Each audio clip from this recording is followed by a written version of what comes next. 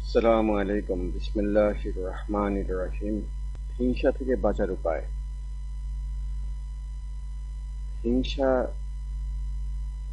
মানুষের জন্য অত্যন্ত ক্ষতিকর।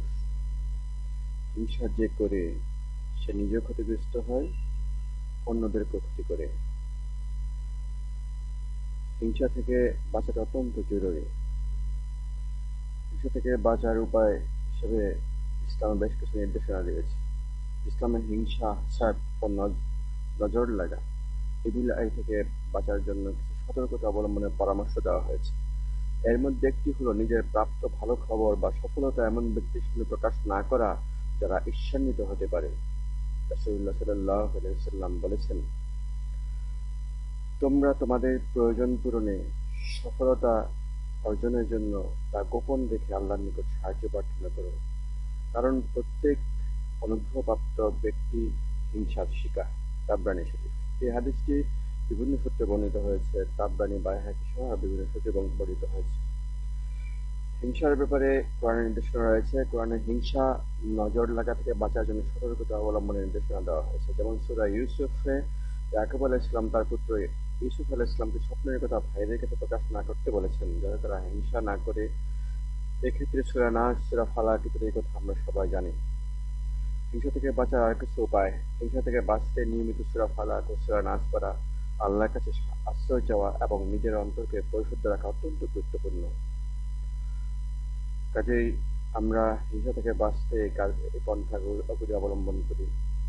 আমাদের সফলতার কথা বা আমাদের পরিকল্পনার কথা, সফলতার পরিকল্পনা যে অগ্রসর হচ্ছে, কতটুকু অগ্রসর হচ্ছে, এই সমস্ত বিষয় আহ, কোনো মানুষের কাছে সহজে প্রকাশ না করা, তাতে যারা ঈর্ষান্বিত হতে পারে, ক্ষতি করতে পারে, হিংসা করতে পারে, হিংসা করে বাধা দিতে পারে কাদের মধ্যে, তা এমন ক্ষেত্রে প্রকাশ না করা।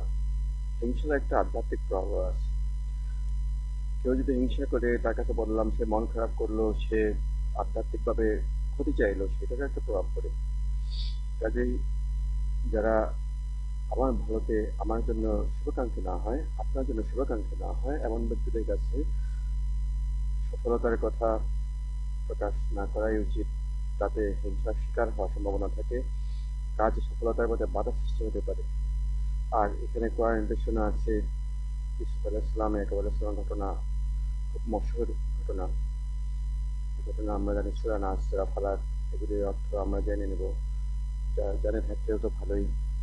তো এগুলি থেকে আমরা জানতে পারি যে কিভাবে হিংসা থেকে বাঁচতে পারি। হিংসা শুধু শুরুতে বলেছি যে যে হিংসা করে সে অন্যের ক্ষতি করে না, নিজেরও ক্ষতি করে। যেরকম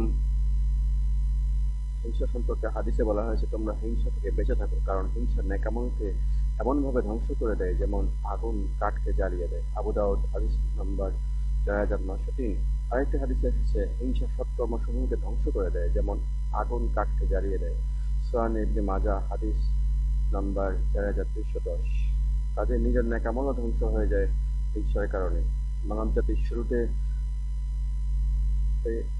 ইবলিস, যে আজাজিল ছিল, সে ফেরেশতাদের সর্দার ছিল, ফেরেশতাদের মুআল্লিম ছিল। সে আদমের সাথে হিংসা করে, অহংকার করে নিজের আমলকে, বহু বহু বছরের আমলকে, লক্ষ লক্ষ বছরের আমলকে নষ্ট করে দিয়েছে।